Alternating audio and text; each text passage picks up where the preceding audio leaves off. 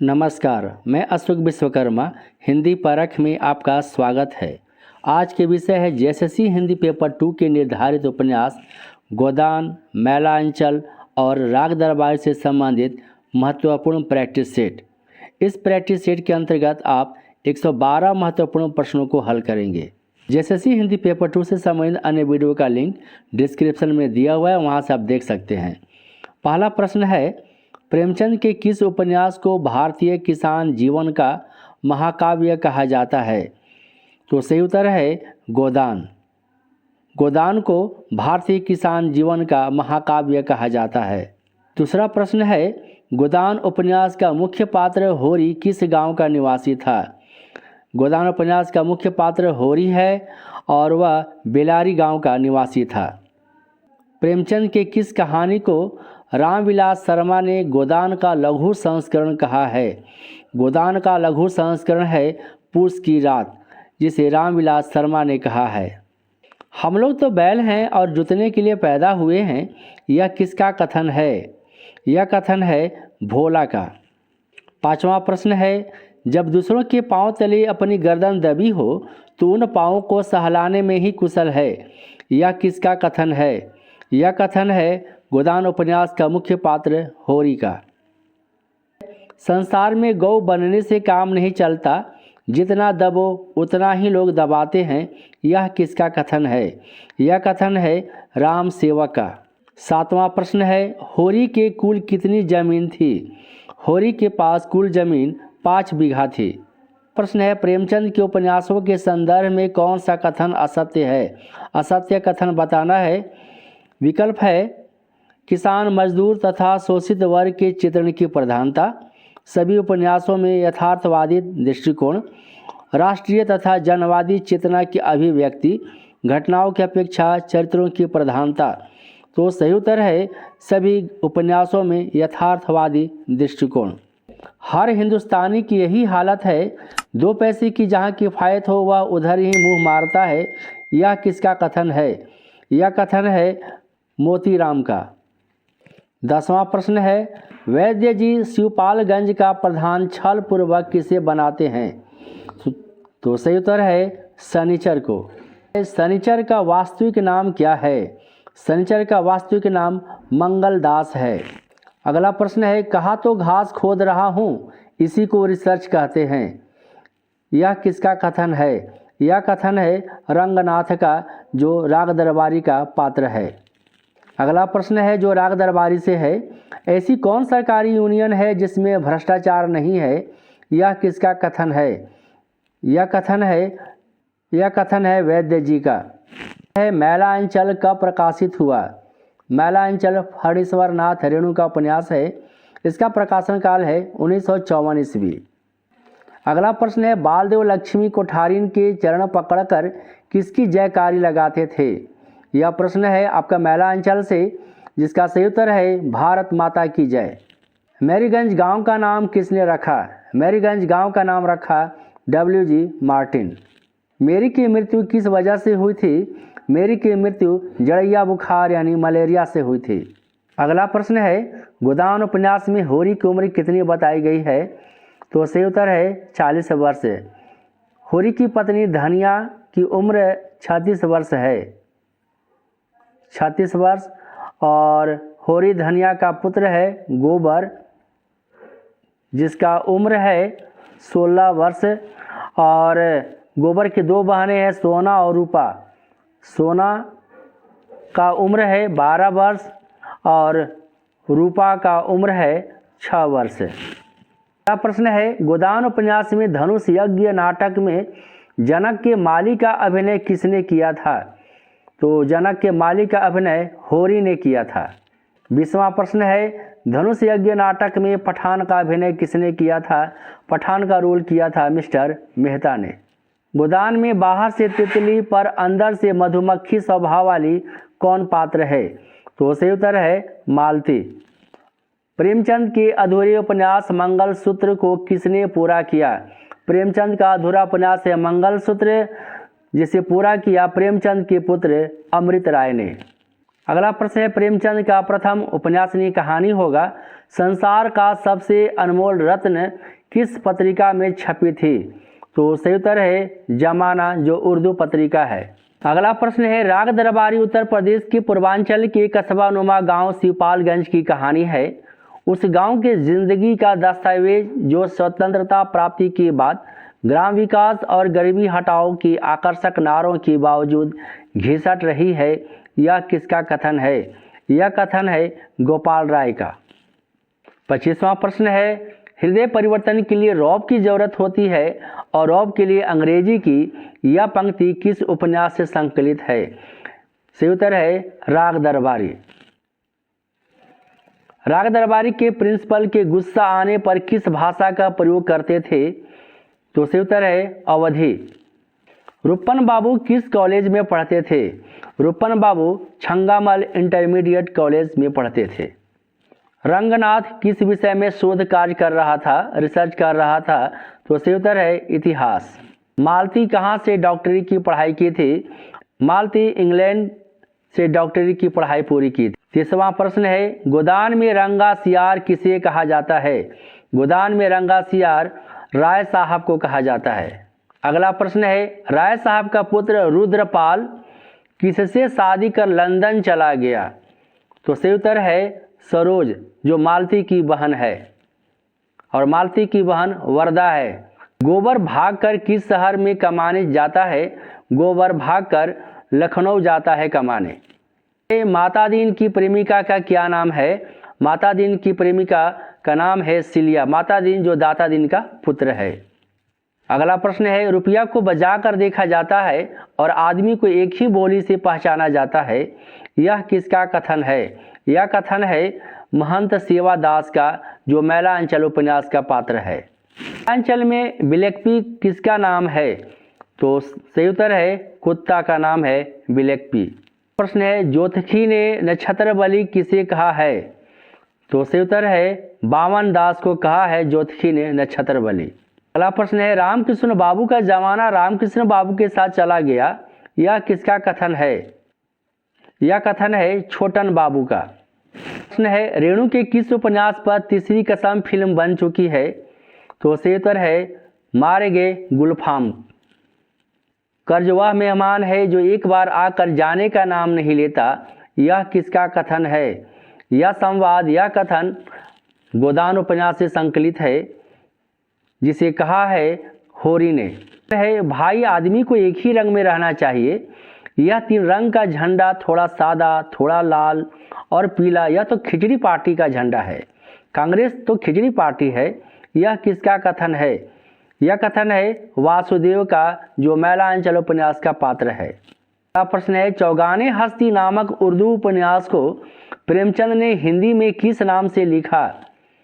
तो सही उत्तर है रंगभूमि।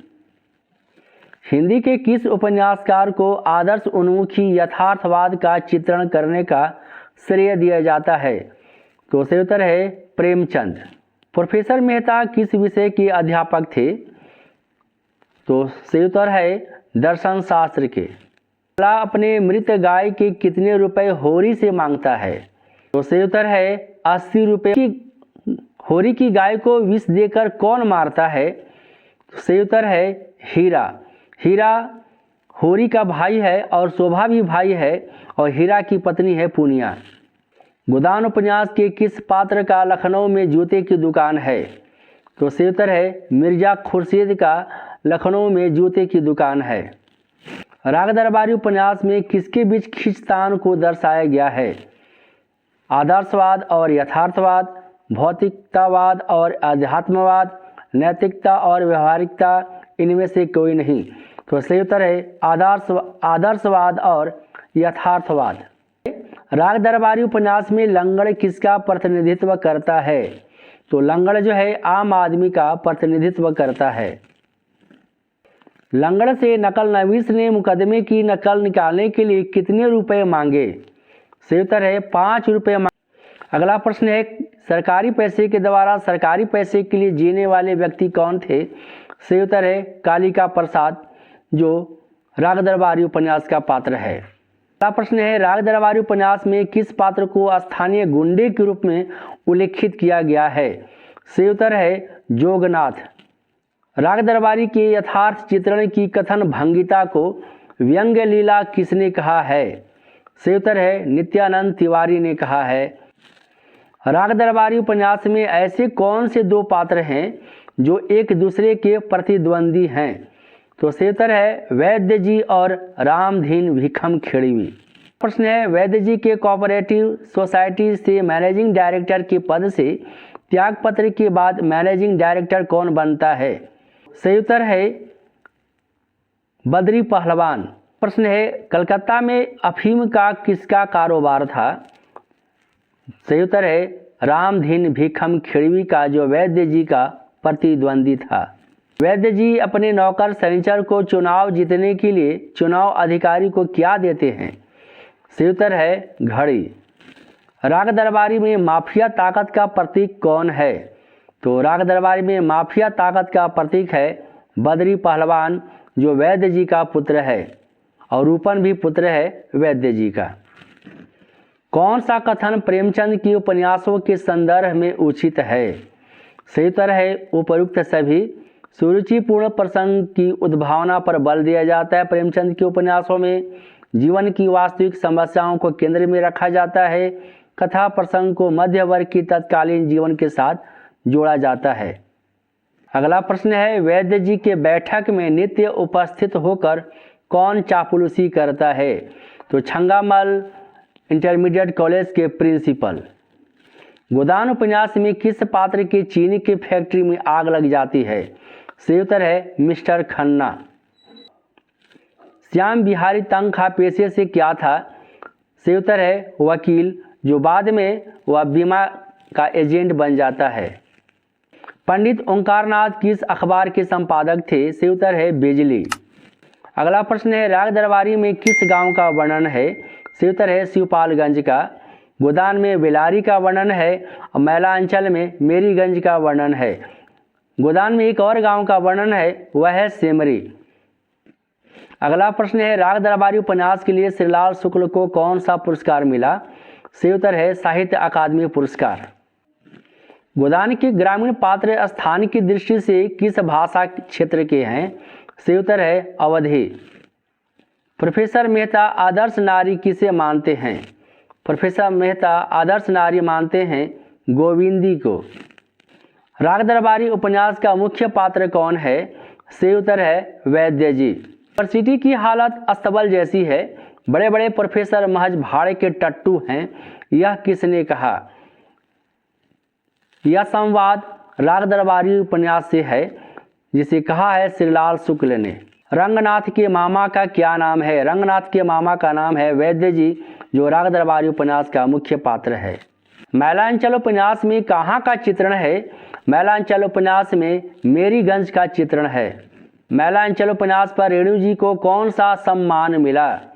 मैलांचल उपन्यास पर रेणु जी को, फणीश्वरनाथ रेणु को पद्मश्री का पुरस्कार मिलता है। दोरोनो सुसो मेल्ला पल्लू जापानी संस्करण रेणु के किस उपन्यास पर आधारित है? सही उत्तर है मैला अंचल। कालीचरण किस पार्टी का सदस्य था? सही उत्तर है सोशलिस्ट पार्टी का सदस्य था कालीचरण। सोशलिस्ट पार्टी का पत्रिका लाल पताका का संपादक कौन थे? तो सोशलिस्ट पार्टी का पत्रिका जो लाल पताका है, इसके संपादक हुए चिंगारी जी। आंचलिक उपन्यासों का प्रवर्तक किसे माना जाता है? फणीश्वरनाथ रेणु को। हृदय परिवर्तन के लिए रौब की जरूरत होती है और रौब के लिए अंग्रेजी की यह पंक्ति किस उपन्यास से संकलित है? सही उत्तर है राग दरबारी से। मेरीगंज बिहार के किस जिले का गांव है? सही उत्तर है पूर्णिया का। मेरीगंज गांव में पूरब में कौन सी नदी बहती थी? सही उत्तर है कमला नदी बहती थी पूरब में। राग दरबारी के एकमात्र नारी पात्र का क्या नाम है? सही उत्तर है बेला। इंटरमीडिएट कॉलेज के छात्रों का नेता कौन था? सही उत्तर है बद्री पहलवान का भाई रूपन बाबू, जो वैद्य जी का पुत्र हुआ। समान शिक्षा पद्धति रास्ते में पड़ी कुतिया है, जिसे कोई भी लात मार सकता है। यह पंक्ति किस उपन्यास से ली गई है? सही उत्तर है राग दरबारी। राग दरबारी उपन्यास का कौन सा पात्र अपनी आटा चक्की मिल की गाथा सुनाने के लिए प्रसिद्ध है? सही उत्तर है मास्टर मोतीराम। राग दरबारी उपन्यास पर साहित्य अकादमी का पुरस्कार कब मिला? सही उत्तर है 1969 ईस्वी। राग दरबारी दूरदर्शन धारावाहिक के रूप में कब प्रसारित हुआ? सही उत्तर है 1986 ईस्वी में। अगला प्रश्न है जो मैला अंचल उपन्यास से है, विद्यापति नाच का म्यूजिक डायरेक्टर कौन था? सही उत्तर है लीबई पासवान। मैला अंचल में किस कालखंड की राजनीतिक गतिविधियों का चित्रांकित किया गया है? सही उत्तर है 1942 से 1948 ईस्वी। मिस्टर खन्ना किस व्यवस्था के प्रतीक हैं जिनका चीनी के मिल में फैक्ट्री में आग लग गई थी? सही उत्तर है पूंजीवादी। प्रश्न है गोदान की नगर कथा की प्रमुख स्त्री पात्र कौन है? सही उत्तर है मालती। गोदान में दो समानांतर कथाएं चलती हैं, एक है नगर कथा, दूसरा है ग्रामीण कथा। नगर कथा की प्रमुख स्त्री पात्र है मालती और ग्रामीण कथा की प्रमुख स्त्री पात्र है धनिया, जो होरी की पत्नी है। गोदान उपन्यास में झुनिया किसकी विधवा पुत्री थी? सही उत्तर है भोला। कमली प्रशांत को क्या कहती थी? मिट्टी का माधव। चरखा सेंटर कौन चलाती थी? चरखा सेंटर मंगली देवी चलाती थी। मैला अंचल में बाभन टोली का प्रमुख कौन था? सही उत्तर है जोतखी।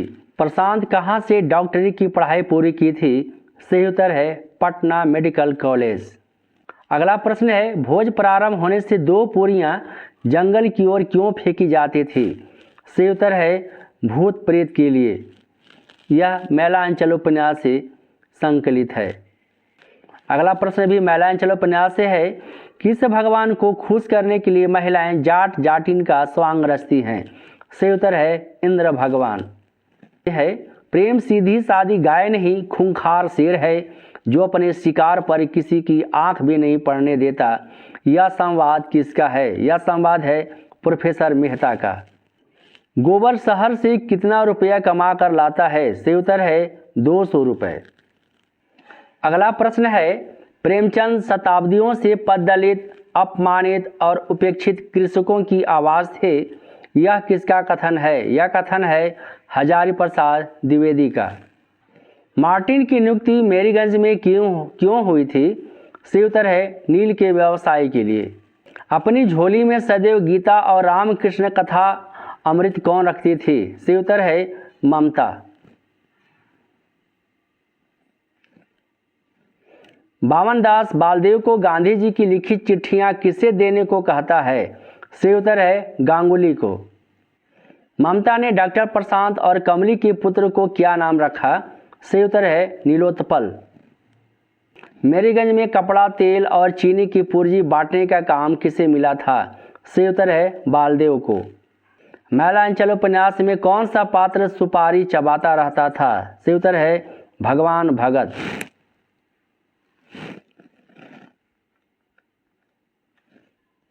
किस पात्र को तहसीलदार का रोटिया गवाह कहा गया है? यह प्रश्न है मैला अंचल उपन्यास से। सही उत्तर है सुमिरत दास। अंतिम प्रश्न है किस पात्र ने कचहरी में पैर न रखने का प्रण लिया था? सही उत्तर है सीसी बाबू। अगर आप हमें कमेंट कर बताएं। यदि चैनल पर पहली बार आए तो हिंदी पारा को सब्सक्राइब करें, बेल आइकन को प्रेस करें ताकि नोटिफिकेशन आपके पास समय पर पहुंच सके। वीडियो को लाइक और अपने साथियों के बीच शेयर करें। नमस्कार।